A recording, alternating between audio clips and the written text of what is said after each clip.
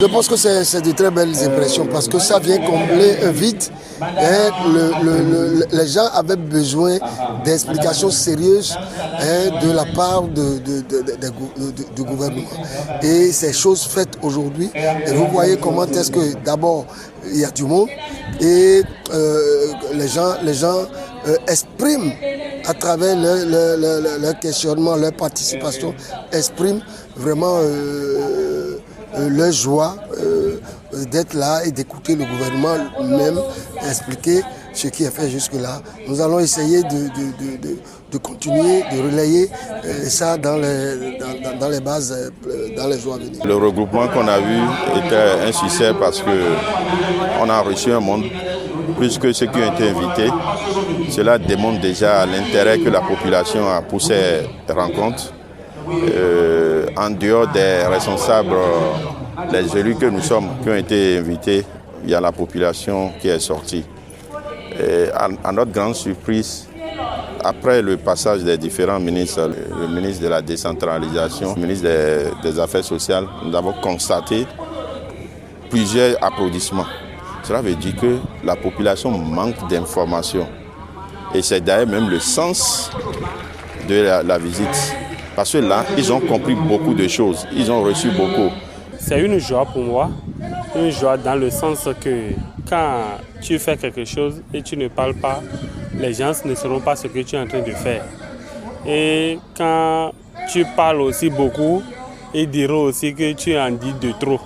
Mais le plus important est toujours de parler.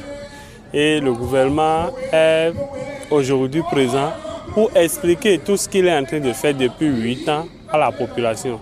Je pense que c'est louable et il faut beaucoup les remercier parce que à voir la population, ils sont enthousiasmés, ils sont contents. Parce que ce n'est pas seulement qu'ils sont venus pour prôner ce qu'ils sont en train de faire, mais aussi pour dire quels sont les besoins de la population que le chef de l'État ne connaît pas lui-même aujourd'hui et qu'ils vont recenser pour que le chef de l'État puisse, par rapport à ça, continuer son travail pour le bien-être de la population. Quand on a donné la possibilité à la population de poser, les gens étaient libres, ils ont posé des questions.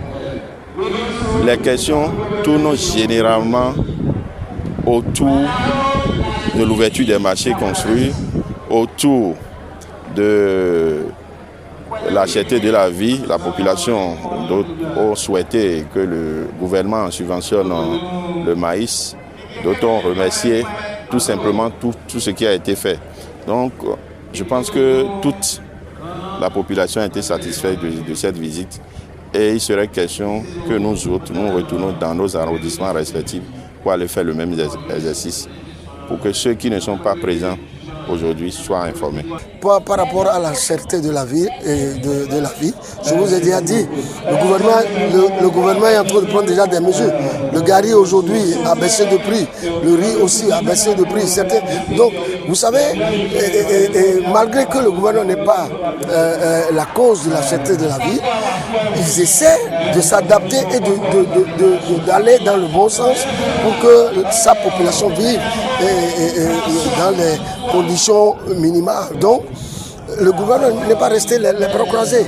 Et vous n'êtes pas sans savoir que des solutions sont en train d'être trouvées petit à petit aux nécessités les plus essentielles. Vous comprenez déjà que les mesures qui ont été prises ont été dites. Comme vous le savez très bien, au Niger, actuellement, nous avons également une cherté de vie atroce de leur niveau. Et au niveau des pauvres viviers, il a été constaté que ce maïs dont on parle est transporté par la lagune et autres vers le Niger. Et eux, ils sont disposés à l'acheter à 400 francs. C'est ainsi qu'aujourd'hui au Bénin, le maïs est passé à 450. Donc c'est la seule source. Donc ce problème a été réglé. Je pense que la douane béninoise ainsi que la police a été instruite pour qu'on referme ces circuits, pour que le maïs revienne à son prix normal. Je pense que c'est un souhait de la population de la 15e de voir la subvention du maïs.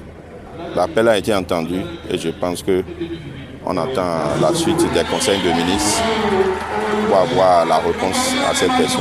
Pour dire la vérité, c'est la vie chère, ce n'est pas seulement au Bénin que la vie est chère. De nos jours, la vie est plus chère dans presque tous les pays de la sous-région que le Bénin aussi.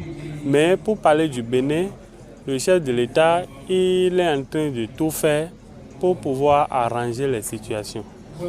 Concernant la cherté de la vie, c'est pourquoi par rapport au microcrédit par exemple, ils sont en train de dire qu'ils vont augmenter les 100 000 à 150 000 et à 200 000 francs pour les femmes. Et aussi, il y a dans les années à venir beaucoup de création d'emplois parce que la GZ qui est là maintenant, dans peu de temps, ils vont envoyer beaucoup d'autres usines qui vont employer beaucoup de Béninois, beaucoup de jeunes. Tout ça, là, ça va contribuer à permettre à la population de s'en sortir financièrement. Les marchés seront ouverts, ça a été dit et redit, réaffirmé. Et d'ailleurs, le premier sera ouvert ce 15 juin. Donc, voilà. Déjà, l'essentiel, c'est les réalisations. Maintenant, dans le process de l'utilisation de ces joyaux, je pense que le gouvernement a de ces bonnes manières de pouvoir les mettre à disposition. Et bientôt, ça va commencer et il faut qu'il soit patient et ça va se passer dans une transparence totale. C'est vrai qu'on ne peut pas tout faire immédiatement, mais c'est petit à petit que l'oiseau fait son nid, dit-on. On peut encore espérer.